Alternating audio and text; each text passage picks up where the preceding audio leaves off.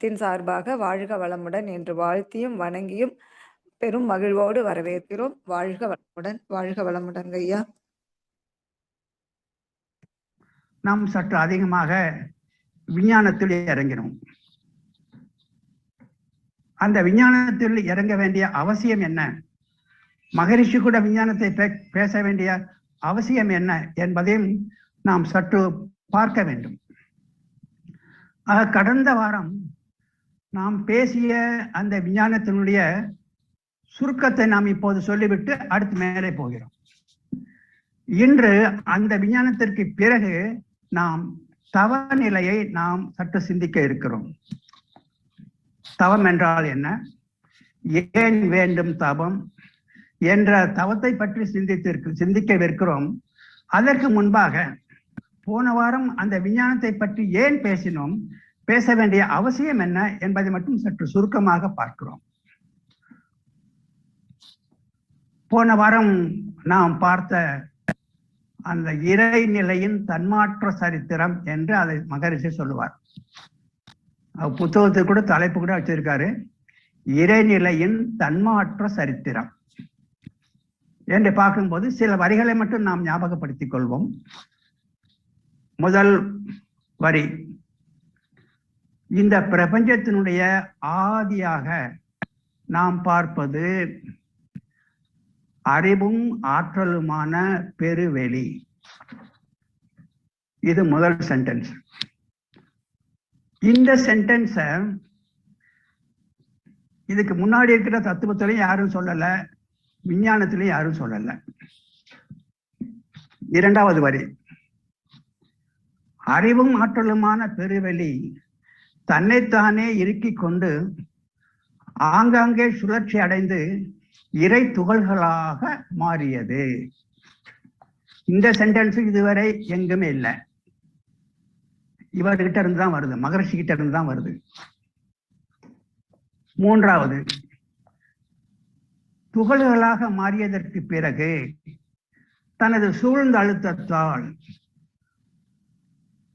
துகள்களை ஒன்று சேர்த்து ஒரு தொகுப்பை உருவாக்கியது இந்த இறைவெளி. அப்படி பல எண்ணிக்கையில் தொகுப்பை உருவாக்கிவிட்டது. ஒவ்வொரு தொகுப்பிற்கும் நாம் வைத்த பெயர் விண். இந்த வரியும் தத்துவத்திலையும் கிடையாது, விஞ்ஞானத்திலையும் கிடையாது. நான்காவது, இந்த தொகுப்பு விண் என்ற இந்த தொகுப்பு சுழற்சி அடையும் போது உள்ளே இருக்கிற இறைத்துகள் வீசி எறியப்பட அது பெருவெளியில் வீழ்ந்து அலைகளை உருவாக்குகிறது. இந்த அலைகளுக்கு பெயர் காந்த அலை. அது வெளியில் உருவான அலை காந்த அலை. இந்த அலை தான் செல்லுகிற போது இன்னொரு துகளை சந்தித்தால் அதை சற்று தள்ளிவிடும். ஆகவே இதற்கு தள்ளு விசை உண்டு. இதுவும் இதுவரை விஞ்ஞானத்திலையும் சொல்லல, தத்துவத்திலையும் சொல்லல. பிறகு வருகிறது இன்னொரு சென்டென்ஸ், இறைவெளி தருகிற சூழ்ந்த அழுத்தம், அலைகள் தருகிற தள்ளு விசை, துகள்கள், இவைகளெல்லாம் சேர்த்து சேர்த்து சேர்த்து சேர்த்து பேரணுக்கள் உருவாகின, பருப்பொருள்கள் உருவாகின. அவைகளையும் சேர்த்து நட்சத்திரங்கள் உருவான, நட்சத்திரங்கள் சேர்ந்து அண்டங்கள் உருவாயின, அண்டங்கள் சேர்ந்து இந்த பிரபஞ்சம் உருவாகியது. சரித்திரம் முடிந்தது. அந்த பிரபஞ்சத்தில் ஒருவன் தான் நான். இதுதான் இவருடைய இறைநிலையின் தன்மாற்ற சரித்திரம். இது இறைவனின் சரித்திரம் மட்டுமல்ல, என்னுடைய சரித்திரமும் இதுதான். நான் எங்கிருந்தேன், எப்படி முதலாவதாக மாறினேன், அப்புறம் என்ன ஆச்சு, அப்புறம் என்ன ஆச்சு, இறுதியாக நானாக வந்திருக்கிறேன் என்னும்போது நான் யார் என்ற கேள்விக்கு இப்போது எனக்கு விடை. அந்த பெருவெளியின் அம்சமே நான். இப்ப இந்த சென்டென்சஸுக்கு மேல தத்துவமும் கிடையாது, விஞ்ஞானமும் கிடையாது. அன்பர்களே, இதில் இருக்கிற ஒவ்வொரு சென்டென்ஸும் மகரிஷியிடமிருந்தே வருகிறது. சாதாரணமாக விஞ்ஞானத்துல ஒரு உண்மையை சொல்லிட்டாலே அவங்களுக்கு நோபல் பிரைஸ் கொடுத்துருவாங்க. இத்தனை உண்மைகளை சொன்ன மகரிஷிக்கு எத்தனை நோபல் பிரைஸ் கொடுக்கறது இல்ல? எத்தனை நோபல் பிரைஸ் இவர் கொடுக்கறது? இவ்வளவு உண்மைகளை சொன்னவருக்கு. இந்த உண்மைகளை இவர் சொன்னாரே, வரிசைப்படுத்தி வரிசைப்படுத்தி இந்த பிரபஞ்சம் எவ்வாறு உருவாகியது என்று சொன்னாரே, இதனுடைய முக்கியத்துவம் என்ன? ஏன் நாம் இதை திரும்ப திரும்ப நாம் பார்க்கிறோம்? இதனுடைய முக்கியத்துவம் என்ன என்பதையும் சற்று பார்க்க வேண்டுமானால் கொஞ்சம் நம்ம சரித்திரத்துல கொஞ்சம் பின்னோக்கி போகணும். இதுல முக்கியத்துவம் என்ன அப்படின்னு பார்க்கறதுக்கு கொஞ்சம் சரித்திரபூர்வமாக பின்னோக்கி போகணும். அப்படி பின்னோக்கி போகும்போது ஒரு காலகட்டத்துல விஞ்ஞானம் ஆரம்பித்த போது, ஒரு 300 வருடங்களுக்கு முன்பாக விஞ்ஞானம் ஆரம்பித்த போது நியூட்டன் வருகிறார். அவர் இந்த பிரபஞ்சத்தை 4 அம்சங்களாக பார்த்தார். வெளி, காலம், பொருண்மை, ஆற்றல். Space, time, matter and energy. 4ஆக பார்த்த நியூட்டன் இந்த 4ற்குள் ஒன்றுக்கொன்று என்ன சம்பந்தம் என்பது அவருக்கு விளங்கவில்லை. அதை பற்றி அவர் அக்கறைப்படவும் இல்லை. ஆகவே அவர் என்ன சொல்லிட்டாரு, 4ம் தனித்தனியானவை அப்படின்னு சொல்லிட்டாரு. அது தனித்தனி அம்சங்கள் அப்படின்னு முடிச்சுட்டாரு. பிறகு 300 ஒரு 200 250 வருடங்கள் கழித்து ஐன்ஸ்டைன் வருகிறார். அவர் வரும்போது இந்த 4ம் நியூட்டன் சொன்னது சரிதான், ஆனால் அவைகள் ஒன்றுக்கொன்று சம்பந்தம் இல்லாதது என்று நியூட்டன் சொன்னது அவரது பிலசாபிக்கல் எரர் என்கிறார் ஐன்ஸ்டைன். ஒன்றுக்கொன்று சம்பந்தம் இருக்கிறது என்றார் ஐன்ஸ்டைன். அந்த சம்பந்தம் எதுவென்று அவர் பார்க்கும்போது, மேட்டர் என்கிறோமே பொருண்மை, அதற்குள்ளாகவே எனர்ஜியும் அடங்கி விடுகிறது. மேட்டர் வேற எனர்ஜி வேற அல்ல. அதே மாதிரி ஸ்பேஸ் என்று சொல்லுகிறோமே, அதற்குள்ளாக காலமும் இணைந்து விடுகிறது. ஆக ஸ்பேஸ் வேற காலம் வேற அல்ல. ஆக இப்போது நம்ம பார்க்க வேண்டியது 2 தான் ஐன்ஸ்டைன். ஒன்னு ஸ்பேஸ், இன்னொன்னு மேட்டர். 2 தான். அந்த மேட்டருக்குள்ள எனர்ஜி ஆற்றல் அடங்கிடுச்சு, இந்த ஸ்பேஸுக்குள்ள காலம் அடங்கிடுச்சு. ஆக இருக்கிறது 2 தான் ஐன்ஸ்டைன். ஆக 4ஆக இருந்ததை இவர் 2ஆக குறைத்தார் ஐன்ஸ்டைன். அதற்கே அகில உலக புகழ் அவருக்கு வந்து சேர்ந்தது. அப்புறமாக ஐன்ஸ்டைன் நினைத்து பார்க்கிறார், 4ஆக இருந்ததை 2ஆக நான் சுருக்கியதற்கே இவ்வளவு புகழ் என்றால், இந்த 2ஐயும் நான் ஒன்றாக சுருக்கினால் எத்தனை புகழ் வந்து சேரும், என்னென்ன உண்மைகள் இதில் வரும் என்று இந்த 2ஐயும் ஒன்றாக்க பார்த்தார். ஒன்று ஸ்பேஸ், இன்னொன்று பொருள். பொருள் என்ன, இங்க துகள் வச்சுக்கலாம். ஆக இந்த ஸ்பேஸுக்கும் பொருளுக்கும் உள்ள உறவு என்ன, எது எதிலிருந்து தோன்றுகிறது என்பதை அவர் சற்று ஆழமாக சிந்திக்க தொடங்கினார். 1930 என்று சொல்லுகிற அந்த வருடத்திலிருந்து இதை சற்று ஆழமாக சிந்தித்தார். 1 minute.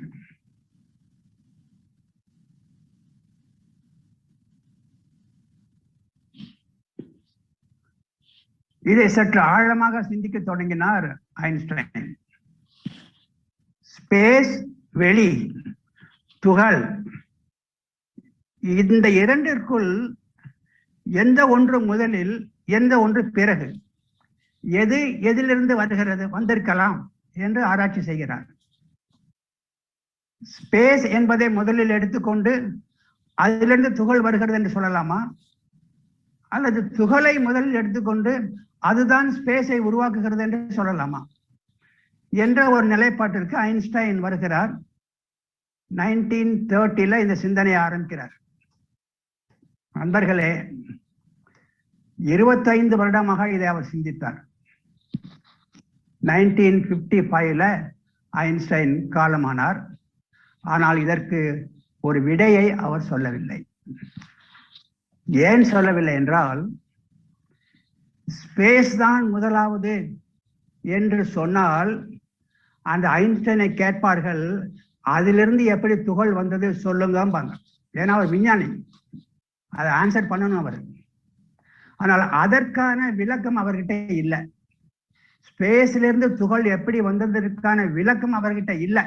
அதனாலதான் ஸ்பேஸ் தான் முதல்னு சொல்லவும் அவரால் முடியல. ஆக முறையான விளக்கம் இல்லாததால் ஸ்பேஸ் தான் முதல்ல வந்தது அல்லது துகள் தான் முதல்ல வந்தது அப்படின்னு சொல்ல ஐன்ஸ்டைனால முடியல. 20 வருடமாக அவர் சிந்தித்தார், ஆனாலும் விடை கிடைக்கல. 1955 அவர் காலமாகிறார். அப்போது அந்த நாட்டு பத்திரிகை, அமெரிக்க நாட்டு பத்திரிகை அவரது மறைவை குறித்து ஒரு ஒரு ஒரு மிகப்பெரிய ஒரு ஹெட்லைன் வந்தது. பத்திரிகையில் ஒரு ஹெட்லைன் வருகிறது, Einstein passes away but his homework remains still அப்படின்னு ஒரு தலையங்கம். அவர் எடுத்த ஹோம்ஒர்க்கை அவர் முடிக்கல, ஆனால் அவருடைய கதை அவர் முடிந்து விட்டார் அப்படின்னு தலையங்கம் போட்டாங்க. அவர் எடுத்த ஹோம்ஒர்க் என்ன? ஸ்பேஸ் முதலா அல்லது துகள் முதலா என்பதை அவனால தீர்மானிக்க முடியல. ஏன்னா எதை சொன்னாலும் இன்னொன்று எப்படி வந்ததுன்னு கேட்பாங்க. அதுக்கு அவர்கிட்ட விடை இல்லாததால் அதை அவர் அப்படியே ஒன்றும் சொல்லாம போயிட்டாரு.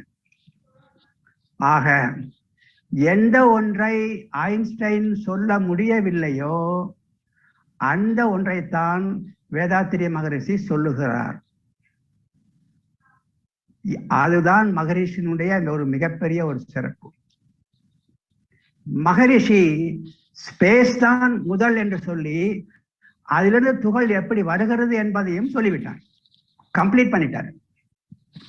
ஸ்பேஸ் அறிவு உண்டு, ஆற்றல் உண்டு, தன்னைத்தானே இருக்கியது, அந்த இறுக்கத்தினால் சுழற்சி அடைந்தது, சுழற்சி அடைந்ததனால் அது இறை துகளாக மாறியது அப்படின்னு அந்த துகளுக்கும் ஸ்பேஸுக்கும் உள்ள கனெக்ஷனை கொடுத்துட்டார். இந்த கனெக்ஷன் கூட மகரிஷிக்கு ஆரம்பத்துல இல்லை, அதான் நம்ம கவனிக்கணும்.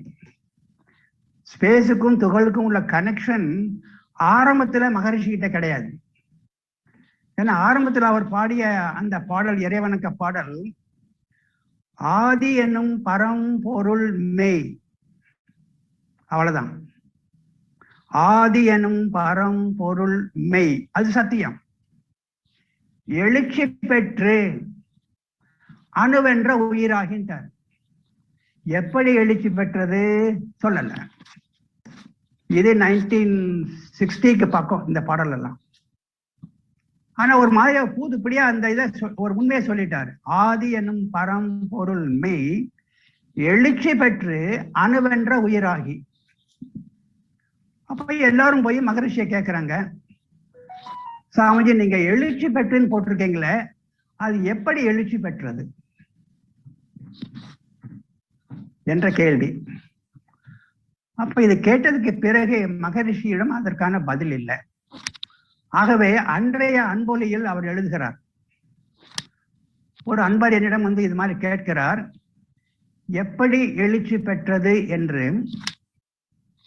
அதற்கு இப்போதைய என்னுடைய பதில், ஏதோ ஒரு விளக்க முடியாத காரணத்தால் அது எழுச்சி பெற்றது அப்படின்னு தான் அன்பொலியில் எழுதிட்டார். ஏதோ ஒரு விளக்க முடியாத ஒரு காரணத்தினால் அது எழுச்சி பெற்றது. அந்த காரணம் அவருக்கு அப்போ இல்லை, விளக்க முடியாத காரணத்தினால் போட்டாரு. போட்டுட்டு அதை அவர் சிந்திக்கிறார். அதான் மகானுக்கும் மனிதனுக்கும் உள்ள வித்தியாசம். நம்ம ஒண்ணு தெரியலன்னு சரி போங்க அப்படின்னு விட்டுட்டு போயிட்டே இருப்போம். அவர்கள் இதுதான் என்னுடைய வாழ்க்கை பிரச்சனை என்று அதை ஒரு வாழ்க்கை பிரச்சனையாகவே எடுத்துக்கிடுவாங்க மகான்கள். ஆகவே சிந்திக்கிறார் சிந்திக்கிறார் சிந்திக்கிறார், எப்படி எழுச்சி பெற்றது, இந்த ஸ்பேஸ் எப்படி கண்ணுக்கு தெரியாத துகளாகியது என்று சிந்திக்கிறார். அந்த சிந்தனை வர வர வர தவத்தில் நின்று நின்று நின்று சிந்திக்கிறார். ஒரு காலத்தில் அவரே சொல்லுவார், எனக்கு எப்படி இதெல்லாம் தோன்றியது அப்படின்னு யாராச்சும் கேட்டாங்கன்னா நாங்களே கூட அடிக்கடி கேட்டிருப்போம், இவ்வளவு விஷயங்களை சொல்லியிருக்கீங்களா சாமி, இதெல்லாம் எப்படி உங்களுக்கு தெரிஞ்சதுன்னு கூட கேட்போம். அப்போ அவர் ரொம்ப அடக்கமா சொல்லுவார், எல்லாம் இந்த தவ ஆற்றல் தான் அப்படிம்பாரு. தவ ஆற்றல் தான் எனக்கு இவ்வளவுத்தையும் கொடுத்ததும் பாரு. அத ஒரு ஸ்டான்ஸால கூட ஒரு பாடல்ல போட்டிருப்பாரு. எங்கெங்கும் என்னுள்ளும் எல்லா தோற்றங்களிலும் இடையற்ற மறைபொருளாய் இருந்து பேர் அண்டமெங்கும் தங்கி தழைத்தோங்கும் தற்பரத்தை யான் உணர்ந்தேன் தனித்து மனத்துள் நிலைத்து தவமாற்றும் சாதனையார். எனக்கு எப்படி இதெல்லாம் அகக்காட்சியாக வந்தது அப்படின்னு சொல்லும்போது அந்த தவத்தை தான் கொண்டு வருவாரு. ஆக மகரிஷி அவர்கள் சிந்தனை செய்யறாங்க. சிந்தனைக்கு பிறகு 1983 1983 சற்று ஒரு விளக்கம் வருகிறது. முழு விளக்கம் என்று சொல்ல முடியாது, அதை ஓரளவுக்கான விளக்கம் வருகிறது அங்க. அதுதான் ஒரு பாடல் எழுதுவாங்க 1983. அங்க என்ன எழுதுறாரு, ஏன்னா இது எந்த புத்தகத்திலும் இது வரைக்கும் இல்லை, எந்த தத்துவத்திலையும் இது வரைக்கும் இல்லை, விஞ்ஞானத்திலையும் இது வரைக்கும் இல்லை. எப்படி இந்த ஸ்பேஸ் சின்ன சிறு துகளாக மாறியதுங்கிற கருத்து எங்கேயுமே சொல்லல. இவர்கிட்ட இருந்துதான் அது வரணும். ஆக அதுக்கு தவத்துல இறங்கி இறங்கி இறங்கி இறங்கித்தான் அதை அவர் அந்த அகக்காட்சியாக பார்க்கணும். வருடங்கள் ஆகின்றன. அப்ப 1983 ஒரு பாடல் எழுதுறாரு. எப்படி இதெல்லாம் தோன்றியது அப்படின்னு பார்க்கும்போதுதான் ஒரு பாடல் வருகிறது. அழுத்தம் எனும் உந்து ஆற்றல் ஒன்றை கொண்டே அணுமுதலாய் அண்டகோடி அனைத்துமாகி. அணுமுதலாய், அணு வந்துருச்சு, அணுமுதலாய் அண்டகோடி அனைத்துமாகி. எதனால? அழுத்தம் எனும் உந்து ஆற்றல் ஒன்றை கொண்டே. அதைத்தான் மகரிஷி யூனிஃபைடு ஃபோர்ஸ் அப்படின்னு ஆங்கிலத்துல சொன்னாங்க. அழுத்தம் எனும் உந்து ஆற்றல் ஒன்றை கொண்டே அணுமுதலாய் அண்டகோடி அனைத்துமாகி வழுத்தும் ஓர் அறிவு முதல் 5ம் 6ம் வகை வகையாய் உயிரினங்கள் தோற்றுவித்து முழு திறனுடன் காத்து முடிக்கும் மேலாம் முழுமுதற் பொருளே நம் அறிவுமாகும். பழுத்த நிலை வரும் வரையில் நீ நான் என்போம், பதம் அடைந்தோம் ஒன்றானோம் பரமானந்தம் என்று அந்த அந்த அழுத்தம், அதான் மோட்டிவேஷன்.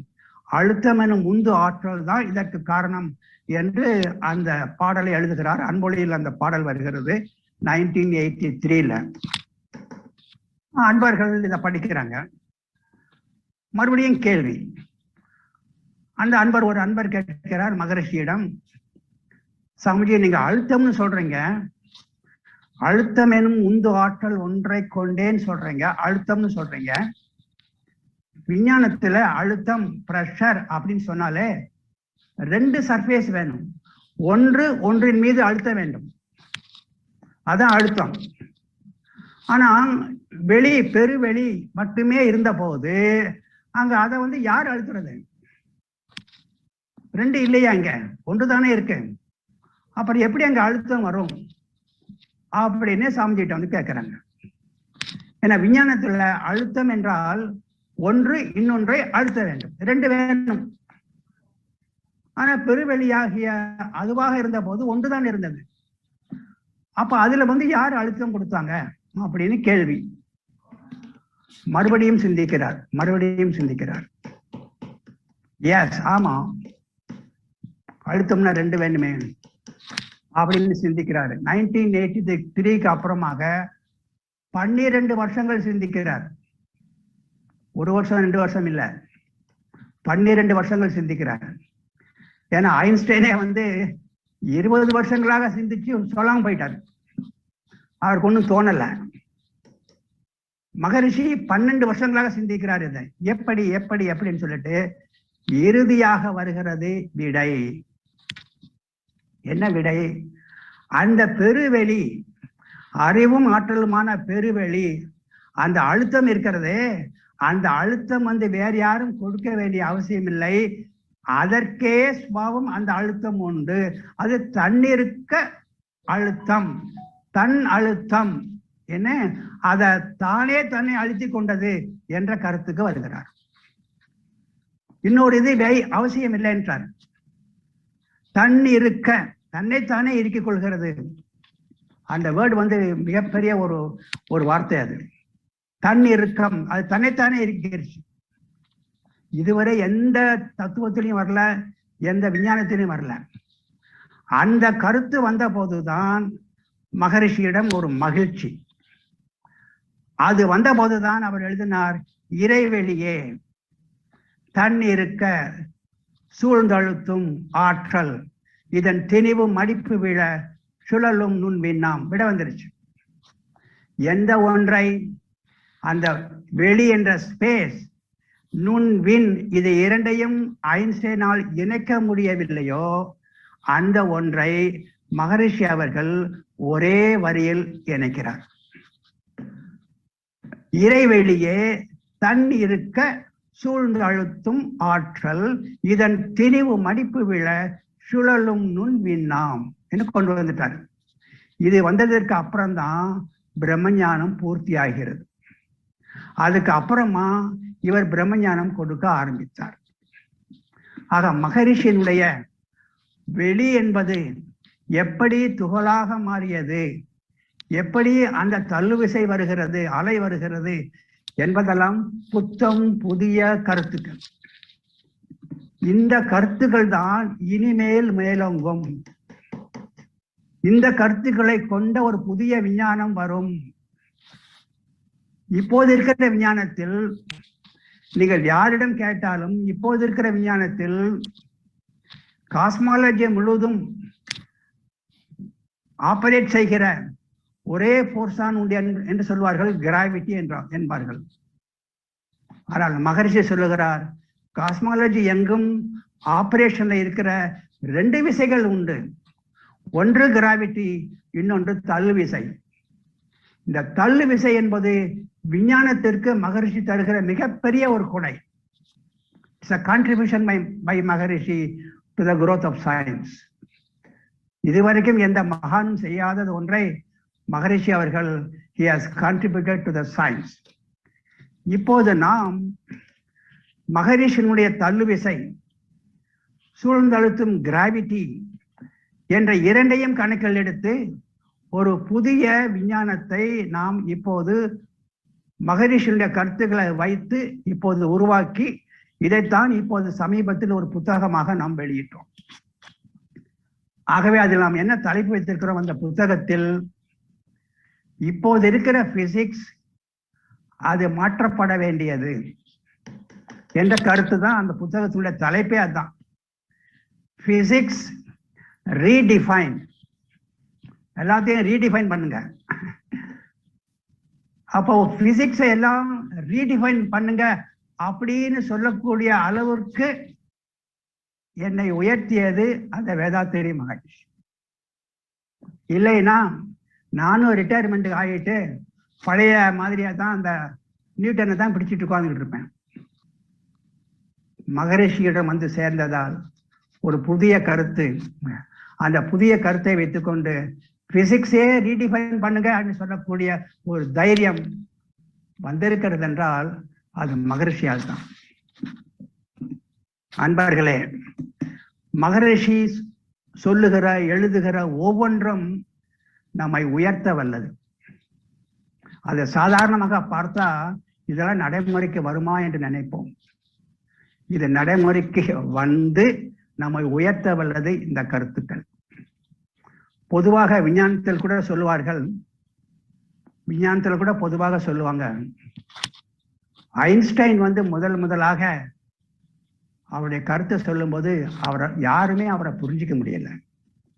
ஏன்னா டைம் மாறுதுங்கிறாரு, இவருக்கு 2 செகண்ட்னா அவருக்கு 3 செகண்ட் ஆகுங்கிறாருங்க, இவருக்கு 5 சென்டிமீட்டர்னா அவருக்கு 4 சென்டிமீட்டர் தான் இருக்குங்கிறாரு, நிறை மாறுதுங்கிறாரு, புதுசா சொன்னாரு.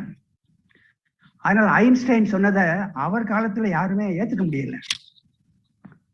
சரித்திர ஆசிரியர் எழுதுவார், ஒரு சரித்திர ஆசிரியர், ஐன்ஸ்டைன் வந்த பொழுது அவர் சொன்னதை யாருமே விளங்கிக் கொள்ள முடியவில்லை என்றாலும் விளங்கிக் கொண்ட சிலர் ஐன்ஸ்டைனை போல ஒரு உயர்வடைய ஆரம்பித்து விட்டார். விளங்கிக் கொண்ட சிலர் அவர்கள் புகழின் உச்சிக்கு போய்விட்டார்கள். அதே மாதிரிதான் வேதாத்திரியத்தை இன்னைக்கு நம்ம புரிஞ்சிக்காம இருக்கலாம். என்னமோ சொல்றாரு, நம்ம இஷ்டப்படி நம்ம எப்பவும் போல போய்கிட்டு இருக்கலாம் அப்படின்னு சொல்லலாம். ஆனால் வேதாத்திரியத்தை புரிந்து கொண்டால் நமது வாழ்க்கையும் மாறிவிடும், நமக்கு அனைத்து உயர்வும் வந்து சேர்ந்து. ஆக மகரிஷியினுடைய ஒரு வரவால் அவரிடம் எனக்கு கிடைத்த அந்த அருகாமையால், ஏன்னா அவரிடம் நாம் பேசும்போதே எதுலையுமே ஒரு வித்தியாசமான பார்வை அவர்கிட்ட இருக்கும். சாதாரண விஷயமா இருந்தா கூட ஒரு வித்தியாசமான பார்வை இருக்கும். ஒரு தடவை நானும் மகரிஷியும் பேசிக்கிட்டு இருக்கிறோம். அப்போ ஒரு முக்கியமான நண்பர் மேல வருகிறார். வந்தவர் மகரிஷியிடம் நமஸ்காரம் செய்துட்டு அமர்கிறார். ஒரு முக்கியமான நண்பர், ஒரு அன்பர். அப்ப மகரிஷி சொல்லுகிறார், உமா இவங்க வந்திருக்காங்கம்மா, ஒரு டீ கொடுமா அப்படின்னாரு மகரிஷி. உமா அவங்க டீ போட்டுட்டு எடுத்துட்டு வந்தாங்க. ஒரு டம்ளர் நிறைய டீ போட்டு வந்து அன்பர்கிட்ட கொடுத்தாங்க. மகரிஷி இருக்காரு, நானும் இருக்கிறேன். அந்த அன்பருக்கு டம்ளர் வாங்கினாரு, ஆனா நிறைய டீ இருக்கு அதுல. அப்போ அந்த அன்பர் கேட்டார், உமா இன்னொரு டம்ளர் கொடுங்கம்மா, இது ரொம்ப ஜாஸ்தியா இருக்கு, இது குறைக்கணும், இன்னொரு டம்ளர் கொடுமா அப்படின்னு கேட்டாரு அந்த அன்பர். அப்போ உடனே மகரிஷி சொன்னார், டீயை குறைக்கிறதுக்கு ஏங்க இன்னொரு டம்ளர், நீங்க குடிச்சா குறைஞ்சிட்டு போகுது அப்படின்னாரு. எவ்வளவு எளிமை பாருங்க, நீங்க குடிச்சீங்கன்னா அது குறைஞ்சிரும், அதுக்கே இன்னொரு டம்ளர் கேட்குறீங்க அப்படின்னு சொன்ன உடனே அவருக்கே ஒரு ஷாக்கு. டீயை குறைக்கத்தானே வேணும், நீங்க குடிங்க அது குறைஞ்சு போகும் அப்படின்ட்டாரு. எதுலையுமே அவருடைய பார்வை வந்து ஒரு வித்தியாசமாக இருக்கும். நான் கூட அடிக்கடி சொல்லியிருப்பேன், இங்க கூட சொல்லியிருக்கலாம் இல்ல, அந்த காலத்துல கம்ப்யூட்டர்ல தான் டைப் பண்ணி அவருடைய எஸ்ஐஸ் எல்லாம் டைப் பண்ணி ஈரோடுக்கு பிரஸுக்கு அனுப்புவாங்க. அது உமா தான் டைப் பண்ணுவாங்க கம்ப்யூட்டர்ல. ஒரு தடவை மகரிஷி எழுதி கொடுத்துட்டாரு, உமா போய் கம்ப்யூட்டர்ல டைப் பண்ணி அதை அனுப்பணும், ஈரோடுக்கு அனுப்பணும். ஆனா அன்னைக்கு கரண்ட் வரல, ஸோ கம்ப்யூட்டர் ஒர்க் பண்ணல. அப்ப சாதாரண டைப்ரைட்டிங் மிஷின் அங்க இருந்தது. அப்ப மேல வந்து மகரிஷி கிட்ட உமா சொன்னாங்க, சமைச்சு கரண்ட் இல்லை, கம்ப்யூட்டரை யூஸ் பண்ண முடியாது, இந்த சாதாரண டைப்ரைட்டிங் மிஷின் இருக்கு, அதுல டைப் பண்ணி நான் அனுப்பிடட்டா, எஸ்ஏ அனுப்பிடட்டா அப்படின்னு கேட்டாங்க உமா. உடனே மகரிஷி சொன்னார், ஏமா இப்பெல்லாம் கம்ப்யூட்டர்ல தாமா மவுஸ் இருக்கு அப்படின்னாரு. கம்ப்யூட்டர்ல தாமா மவுஸ் இருக்கு அப்படின்னு சொன்னதுல ரெண்டு அர்த்தம் இருக்கு. இப்ப கம்ப்யூட்டர்ல அடிச்சா தான் அந்த செயலுக்கு ஒரு மவுஸ், அப்புறம் அந்த கம்ப்யூட்டர்ல தான் மவுஸுங்கிற ஒண்ணு இருக்கு, இன்ஸ்ட்ருமெண்ட் இருக்கு அங்க, டக்குன்னு சொன்னாரு. இப்பெல்லாம் கம்ப்யூட்டர்ல தாமா மவுஸ் இருக்கு அப்படின்னாரு. எதையுமே ஒரு வித்தியாசமாக பார்க்கக்கூடிய அந்த பார்வை, அவருடைய அருகாமையினால் நான் நினைத்து பார்க்கிறேன், எனக்கு கிடைத்த அந்த பெருமைகளை இது உங்கள் அனைவருக்கும் கிடைக்க வேண்டும். மகரிஷியுடைய கருத்துக்கள் சாதாரணமான கருத்துக்கள், நம்ம நடைமுறைக்கு ஒத்துக்காது அப்படின்னு ஒதுக்கி விடாதீர்கள், அதை நடைமுறைப்படுத்துங்கள், உங்களோட வாழ்க்கை உயர்ந்துவிடும். அப்படி ஒரு என்னை உயர்த்திய ஒரு சம்பவம், மகரிஷியுடைய அருகாமையினால நான் உயர்த்தப்பட்டேன் அப்படிங்கிற ஒரு சம்பவம் 2000க்கு பிறகு இந்த நூற்றாண்டு தந்த மகான் புத்தகம் வெளியாகிடுச்சு. இது தமிழகமெங்கும் இந்த புத்தகம் பரவுது. ஆங்காங்கே இலக்கிய கருத்தரங்குகள், விஞ்ஞான கருத்தரங்குகள், வேதாத்திரிய தத்துவ கருத்தரங்குகள் என பலவாக போய்கிட்டு இருக்கு. கல்லூரி முதல்வர்கள் வர்றாங்க, மிகப்பெரிய அரசியல்வாதி வர்றாங்க. அதுல ஒரு அரசியல்வாதி வந்ததை பற்றி நான் சொல்லணும், அவர் பெயரை நான் குறிப்பிட விரும்பவில்லை. அந்த பிரபலியமான ஒரு அரசியல்வாதி மகரிஷியை பார்க்க வர்றாங்க. பார்க்க வரும்போது அங்க நானும் இருக்கிறேன். மகரிஷியை வந்து பார்த்தாங்க. அன்றைய காலகட்டத்துல ஆட்சியில அப்போ அண்ணா டிஎம்கே அப்போ ஆட்சியில இருக்கு. அப்ப அந்த அரசியல்வாதி வந்து பாக்குறாரு. அப்ப அந்த அரசியல்வாதி சொல்றாரு மகரிஷியை பார்த்து, சாமிஜி, நாங்கெல்லாம் ஒரு சாதாரண அரசியல்வாதிகள். இன்னைக்கு ஒண்ணு பேசுவோம், நாளைக்கு ஒண்ணு பேசுவோம். எங்களுக்கு எது ஏற்றதோ அதையே நாங்க செஞ்சுக்கிட்டு இருப்போம். ஆனா உங்களை பார்க்கும்போது எங்களுக்கு ஒரு மிகப்பெரிய பிரமிப்பாக இருக்கு. ஒன்றை மட்டும் சொல்ல வேண்டும், எந்த ஒன்றை நாங்கள் செய்ய தவறிவிட்டோம் அந்த ஒன்றை நீங்கள் எப்படி முறையாக செய்து கொண்டிருக்கிறீர்கள் என்று நாங்கள் பார்க்கும்போதுதான் உங்களிடம் எங்களுக்கு ஒரு பெரும் மதிப்பு இருக்கிறது என்று சொன்ன உடனே சாமிஜி கேட்டாங்க, அப்ப நான் என்ன செய்துட்டேன் அப்படின்னு வந்தேன். அப்ப அந்த அரசியல்வாதி சொன்னார், 1967 பதவிக்கு வர வேண்டும் என்ற ஒரே காரணத்தினால் நம்மிடையே இருந்த பலவிதமான ஆன்மீக கருத்துக்களை அப்படியே போட்டு நொறுக்கிட்டோம். அது எவ்வளவோ நன்மைகளை செய்திருந்தாலும் நாங்க பதவிக்கு வரணுங்கிற ஒரே காரணத்துக்காக ஆன்மீகம் சம்பந்தப்பட்ட பல கருத்துக்களை நாங்கள் அப்படியே எடுத்துட்டோம், அதை அப்படியே நொறுக்கிட்டோம். ஆனா இப்ப நாங்க உணர்கிறோம், அந்த கருத்துக்கள் சமுதாயத்துக்கு அவசியமானவை என்று நாங்கள் உணர்கிறோம். அப்படி உணரும் போது ஒரு முழுமையாக ஒரு மாறி நாங்கள் அதை செய்ய முடியல. ஏன்னா நாங்கள் அதை செய்தோம்னா முழுமையாக நாங்கள் கருத்திலிருந்து மாற வேண்டியிருக்கு. ஆனாலும் நாங்கள் எதை ஏற்றுக்கொள்ளவில்லையோ அந்த ஆன்மீக கருத்துக்கள் மிகவும் தேவையானவை என்பதை நாம் உணர்கிறோம். ஆக நாங்கள் செய்ய முடியாததை இப்போது நீங்கள் செய்து கொண்டிருக்கிறீர்கள். ஆகவே அந்த அந்த ஒன்றிற்கு நன்றி சொல்லவே நான் இங்க வந்தேன் என்று அந்த அரசியல்வாதி சொன்னார். ஆக மகரிஷி அவர்கள், அவளுடைய கருத்துக்கள் அரசியலை ஈர்த்தது, அரசாங்கத்தை ஈர்த்தது. ஆனால் அவர்கள் முழுமையாக இந்த பக்கம் வந்து மாற முடியவில்லை, அவ்வளவுதான். இந்த கருத்து மகரிஷியினுடைய அருகாமை, ஒரே ஒரு கருத்தை மட்டும் நான் சொல்லணும். எந்த அளவுக்கு அது என்னை உயர்த்தியது என்று பார்க்கும்போது, 2000ற்கு பிறகு 2002 தேசியம் முழுவதுமாகவே நாம் மகரிஷியை பரப்பிவிட்டோம்.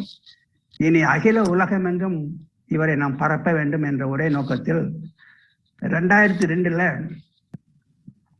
வேர்ல்டு காங்கிரஸ், அகில உலக மாநாடு நடத்த வேண்டும். அதுவும் ஆழியால நடத்தணும். பல நாடுகளில் இருந்து நாம் அவர்களை அழைக்க வேண்டும் என்ற ஒரு கருத்துல வேர்ல்டு காங்கிரஸ் ஒன்று பிரைன் ட்ரஸ்ட் அன்று ஏற்பாடு செய்தது. 21 நாடுகளில் இருந்து பிரதிநிதிகள் வந்திருந்தார்கள். 21 வெளிநாடுகளில் இருந்து பிரதிநிதிகள், 24 அந்த கொடிகள் பறக்கின்றன. அந்த அருள் அரங்கத்திற்கு முன்பாக நீங்க அந்த கண்கொள்ளா காட்சியை பாருங்க. 20க்கு மேற்பட்ட பல தேசிய கொடிகள் பறக்கின்றன. பல பெரிய ஆன்மீகவாதிகள், சச்சிதானந்த சுவாமிகள் வந்திருக்காங்க, அன்னைக்கு வந்தாங்க. அங்க எங்களுடைய அழைப்பை ஏற்று ஜக்கி வாசுதேவன் அன்று அங்க அந்த நிகழ்ச்சிக்கு வந்திருந்தார் என்று பல ஆன்மீகவாதிகள் வந்திருந்தாங்க. அன்றைக்கு மத்திய அரசில் பிஜேபி அரசு அன்று நடந்து கொண்டிருந்தது. அந்த அரசில் இருந்த கல்வி மந்திரி திரு முரளி மனோகர் ஜோஷி அவர்தான் தலைமை உரை. அவர் ஆழியாருக்கு வருகிறார், அவர்தான் தலைமை உரை. இன்னொரு வாழ்த்துறை ஒரு சுப்ரீம் கோர்ட் ஜட்ஜ், அவர்தான் வாழ்த்துறை. என்று நாம் நினைத்து பார்க்க முடியாத அளவிற்கு மிகப்பெரிய மனிதர்கள் ஆழியாரை நோக்கி வருகிறார்கள். ஏற்பாடுகள் நடந்து கொண்டிருக்கின்றன. ஒவ்வொருவருக்கும் ஃப்ளைட் டிக்கெட்டு, ஒவ்வொருவருக்கும் அகாமடேஷன், என்னைக்கு போறாங்க, என்னைக்கு திரும்புறாங்க, என்ன அவங்களுக்கு வசதி, எல்லாம் ஏற்பாடுகள் நடந்து கொண்டிருக்கின்றன. அப்ப அந்த சுப்ரீம் கோர்ட் ஜட்ஜ் அவரு போன் மூலமாக என்ன சொன்னார்னா, நான் என்னுடைய ஸ்பீச்சை வந்து நான் இப்ப அனுப்பியிருக்கிறேன்.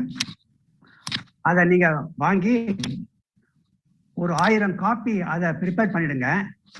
என்னுடைய ஸ்பீச் முடிஞ்ச உடனே அந்த காப்பியை நம்ம டிஸ்ட்ரிபியூட் பண்ணிடலாம், பார்ட்டிசிபென்ட்ஸ் கிட்ட நம்ம டிஸ்ட்ரிபியூட் பண்ணிடலாம் அப்படின்னு சுப்ரீம் கோர்ட் ஜட்ஜ் சொல்றாரு. நாங்களும் சரி நீங்க அனுப்புங்க, நாங்க நீங்க பேசுறதுக்கு முன்பாகவே அதை நாங்க ஒரு 1000 காப்பி எடுத்துடுறோம் அப்படின்னு நாங்க ஒரு பதில் சொல்றோம். அப்ப அந்த சுப்ரீம் கோர்ட் ஜட்ஜ் அவருடைய உரையை எழுதி அனுப்பிட்டாரு.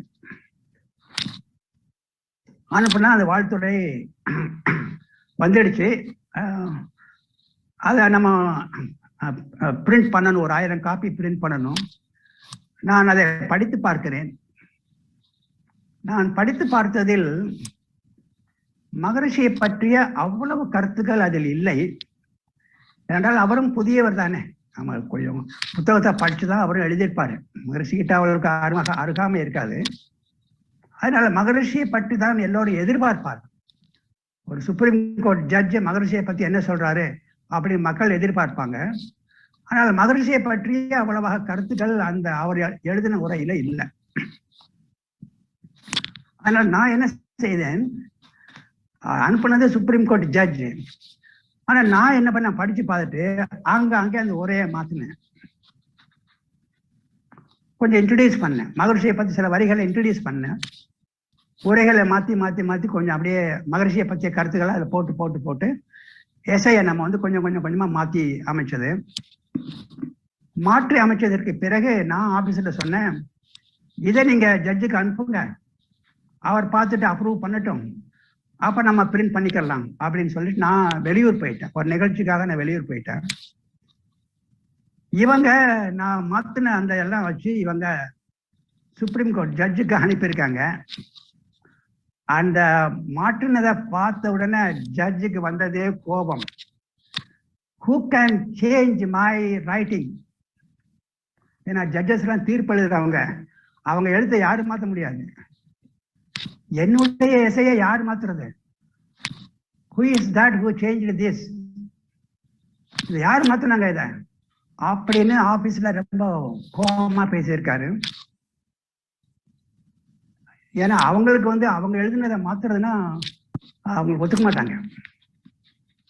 ஆனா நான் சாதாரணமா இது ஒரு ஸ்பீச்சுக்கு தானே வர்றாரு அப்படின்னு சொல்லி நான் மாத்திட்டேன்.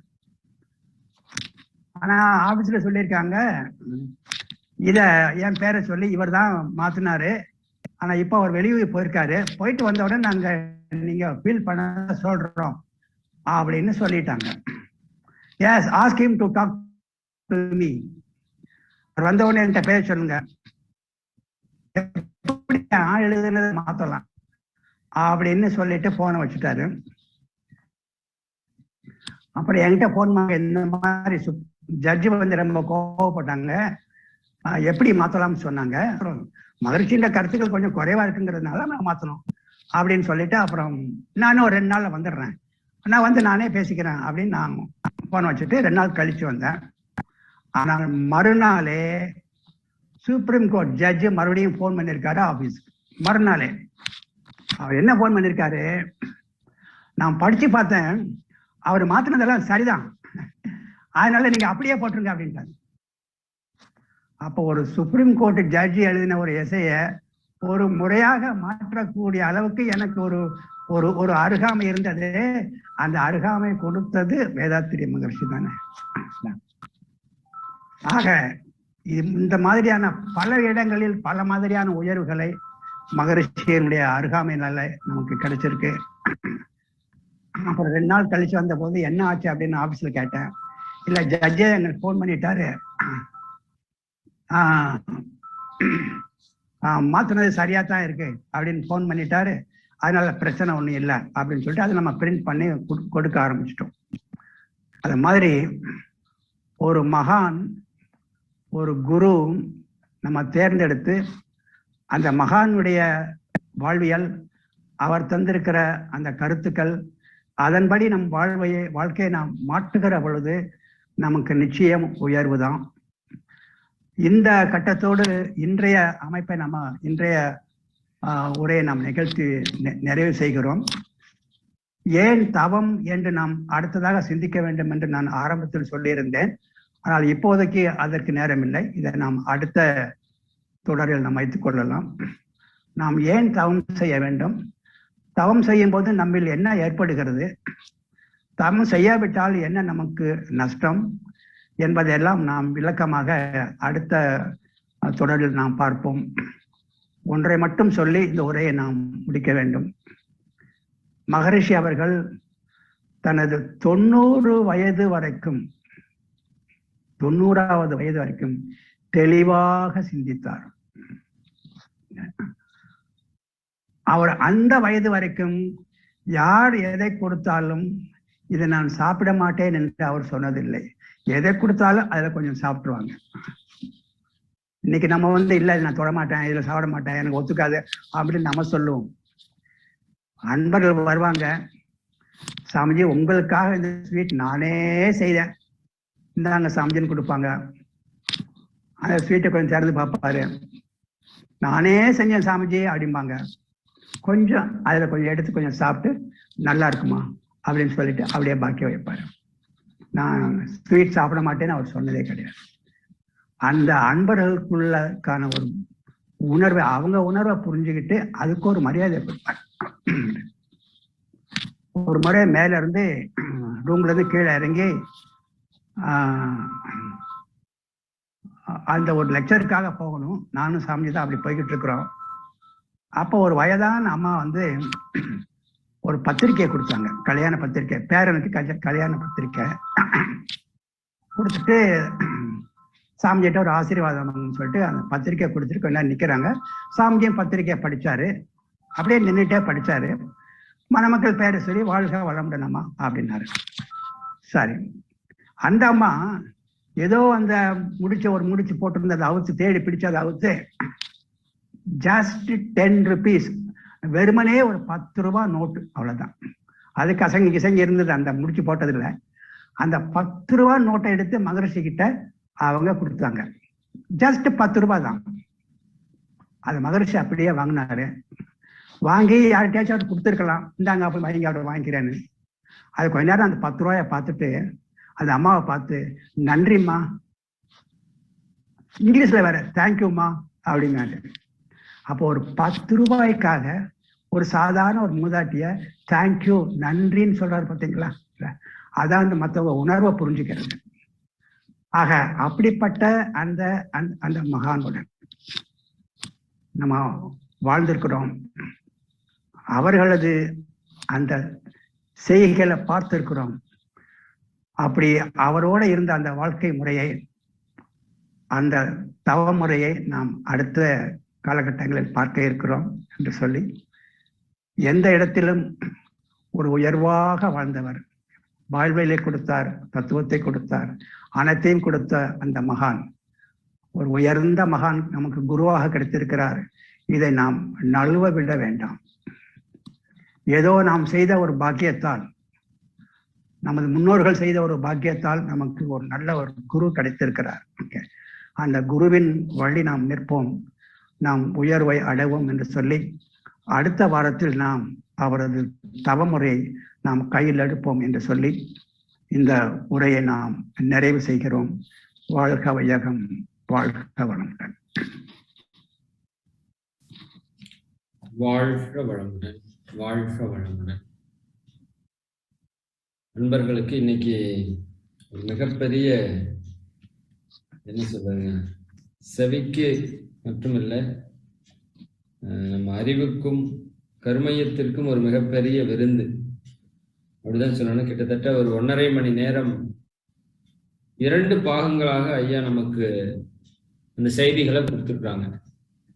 முதல் விஷயம், ஒரு குரு, அந்த குருவை நாம் எவ்வாறு தேர்ந்தெடுக்க வேண்டும் அப்படிங்கிறது இன்றளவு உலகத்தில் இருக்கிற ஒரு மிகப்பெரிய சவால் தான். ஏன்னா ஒரு குருவை தேர்ந்தெடுத்தா நம்முடைய வாழ்க்கையே ஒப்படைக்கிறது போலதான். நம்ம லைஃபே டோட்டலா சேஞ்ச் ஆகும். அப்போ அப்பேற்பட்ட ஒரு வாழ்க்கையை மாற்றக்கூடிய ஒரு குருவை தேர்ந்தெடுக்கும் போது நாம் மிகுந்த கவனத்தோடு இருக்க வேண்டும். அதற்கு நமக்கு உரிமை இருக்கிறது அப்படிங்கிறதையும் ஐயா அவங்க தெளிவா சொல்லி, அதற்கு ஒரு 3 காரணங்களையும் அவர் காட்டி, அதை மகரிஷி அவர்கள் நிறைவு செய்த விதத்தையும் நம்மிடம் சொல்லியிருப்பது ஒரு மிகச்சிறந்த குருவினுடைய மேன்மைக்கான ஒரு விளக்கம்னு வச்சுக்கலாமே. அதே போல இரண்டாவது பகுதியில மகரிஷி அவர்கள் அந்த இறை தத்துவத்தை எவ்வாறு வெளிப்படுத்தினார்கள், அவருடைய உயர்வு என்ன அப்படிங்கிறத இன்னொரு பகுதியில நடைமுறை விளக்கமாக நியூட்டன், ஐன்ஸ்டீன் இவங்களை எல்லாம் கம்பேர் பண்ணி, ஐன்ஸ்டீன் இன்னைக்கு உலகத்துல உயர்ந்த ஒரு விஞ்ஞானி, அவர் விட்ட இடத்தை மகரிஷி அவர்கள் பூர்த்தி செய்திருக்கிறார்கள் என்பதை சொன்னது பெரிய விஷயம் இல்லை, நமக்கு புரியுற மாதிரி அவங்க சொல்லியிருக்காங்கிறது ஒரு உண்மையாலுமே ஒரு மிகப்பெரிய விஷயம். அப்ப நாம எந்த இடத்தில் இருக்கிறோம், இந்த உலகத்திற்கே இனி வழிகாட்டக்கூடிய இடத்திலே வேதாத்திரியம் இருக்கிறது அப்படிங்கிறத ஒரு சாதாரணமான மனிதர், ஒரு கல்லூரியில பேராசிரியராக அதனுடைய முதல்வராக இருந்த ஒரு மனிதர், இன்னைக்கு உலகம் முழுக்க செயல்பட்டு கொண்டிருக்கின்ற 300 ஆண்டுகளாக இந்த விஞ்ஞானிகள் கண்டறிந்த ஒரு